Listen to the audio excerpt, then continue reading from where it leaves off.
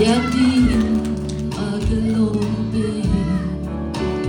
na ritmo na tumana humrato la borsale umite humpat in gong bia uhi sim khen cơ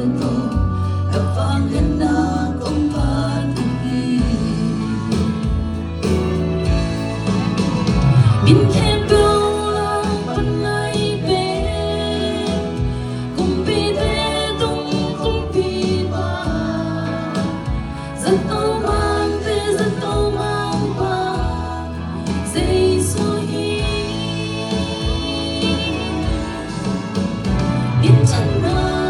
ba tôi na khen bông công kia uhi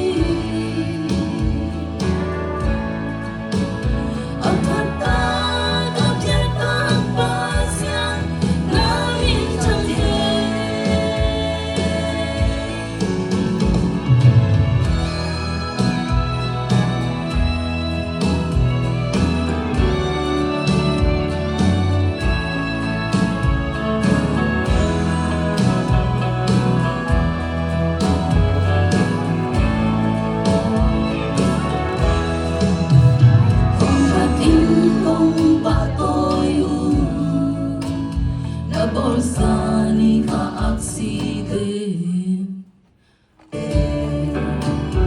ahun hunin nang tutu ingi hui hinong thana lente la vang lên na hong rang sakhi na ting bia tin ke long tong pa